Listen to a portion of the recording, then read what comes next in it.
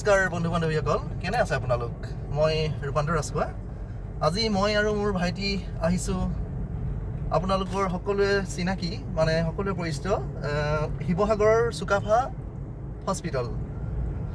সুকাফাখন অৱশ্যে শিৱসাগৰত নহয়, শিৱসাগৰৰ পৰা প্ৰায় 12 কিলোমিটাৰ দূৰত শিৱসাগৰ ৰাজাবাৰীত হয়। প্ৰথমতে মই গম পোৱা নাছিলোঁ ইমান যে এখন শিৱসাগৰত ভাল মেডিকেল আছে। ময়ো দুবাৰমান আহিছোঁ বাৰু। এতিয়া তাকে মই অলপমান ভিডিঅ'বিলাক যদি পাৰোঁ মই তাত কি কি সুবিধা আছে দেখাই যাম।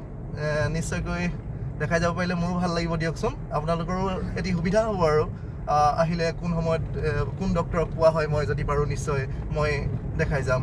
এতিয়া বলকচোন বাৰু আগুৱাই গৈ থাকোঁ। আমি এতিয়া গৌৰীসাগৰ পাইছোঁহি। ৰাস্তাৰ অৱস্থা বহুত বেয়া হৈ গ'ল, তাতে বৰষুণ দিলেতো ক'বই নালাগে। ইয়াৰ উপৰিও গাড়ী ভিৰটো থাকিলেই। সৌখন আকৌ বিনায়ক হোটেল, ইয়াৰ আকৌ পৰঠাটো হাতীকাণখনৰ সমান। বাৰু এতিয়া আমি পালোহি ভাস্কৰজ্যোতি হলটো। আপোনালোকেতো চিনি পায়েই চাগৈ। চিনেমা চাবলৈ আহি আকৌ টিকট নাপালে এই পাৰ্কখনতে কিছু সময় কটাব পাৰিব। আকৌ দেৰি হ'লে ভোকটো লাগিবই।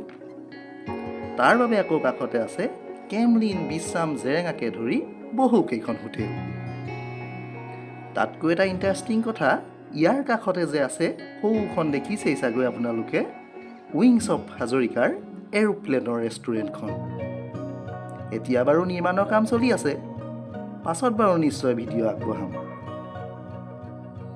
বাৰু ব'লক আমি হস্পিটেলৰ ফালে আগুৱাই যাওঁ।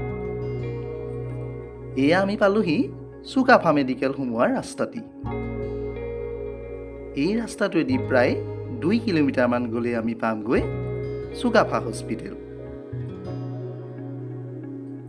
হস্পিটেলৰ এৰিয়াটো কিন্তু যথেষ্ট ডাঙৰ, বহুত আহল বহলো হয়। গাড়ী ৰাখিবৰ কাৰণে চিন্তাৰ কোনো কাৰণ নাই, যথেষ্ট ঠাই আছে। আমি এতিয়া গাড়ীখন ৰাখি লওঁ, দেখাই আছোঁ তাৰ পাছত। এইখনেই হ'ল সুকাফা মাল্টিস্পেচিয়েলিটি হস্পিটেল।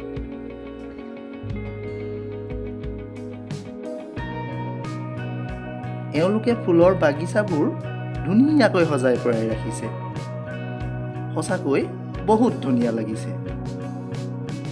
ব'লক এতিয়া আমি হস্পিটেলৰ ভিতৰলৈ যাওঁ।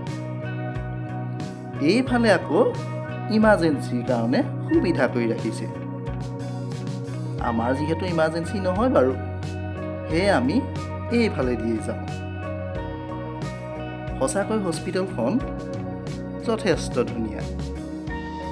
আহক আমি এতিয়া আগুৱাই যাওঁ। এইখন যে দেখিছে, এইখনতে হস্পিটেলখনৰ ডক্টৰসকলৰ নামৰ লগতে ক'ত কি সুবিধা আছে সকলো লিখা আছে। এইবোৰ দেখাই থাকোঁতে পাহৰিয়ে গৈছিলোঁ যে ভাইটিৰ কাৰণে টিকেট কৰিবলগীয়া আছে। সেয়েহে টিকেট কৰিবলৈ কাউণ্টাৰৰ ছাইডে আগবাঢ়ি গ'লোঁ। তাৰ পৰা ভাইটি গ'ল ডক্টৰক দেখাবলৈ আৰু মই আহিলোঁ অলপ হস্পিটেলখনৰ পৰিৱেশটো দেখাবলৈ। ইয়াত আকৌ বহি আপোনালোকে হস্পিটেলখনৰ সৌন্দৰ্য উপভোগ কৰিব পাৰিব। মই দেখাইছোঁ বাৰু। এতিয়া মই পালোহি ডায়েলিচিছ চেণ্টাৰ। ভিতৰত সোমাবলৈ পাৰ্মিশ্যন নাই বাৰু। ইয়াৰ কাষতে আছে আকৌ কেণ্টিনখন। আপোনালোকে চাহ ভাতকে ধৰি যি মন যায় তাকেই খাব পাৰিব। এইবোৰ দেখাই থাকোঁতে আকৌ ভাইটিৰ ফোন আহিল, সি বোলে আজৰি হ'ল। সেয়েহে আমি এতিয়া ঘৰ যাব লাগিব। লাহেকৈ গাড়ীখন উলিয়াই আমি ঘৰলৈ বুলি ওলালোঁ। ওলাই যাওঁতে ভাবিলোঁ গাড়ীৰ ভিতৰৰ পৰাই আকৌ এবাৰ দেখাই যাওঁ। সঁচাকৈ হস্পিটেলৰ পৰিৱেশটো যথেষ্ট নিৰিবিলি।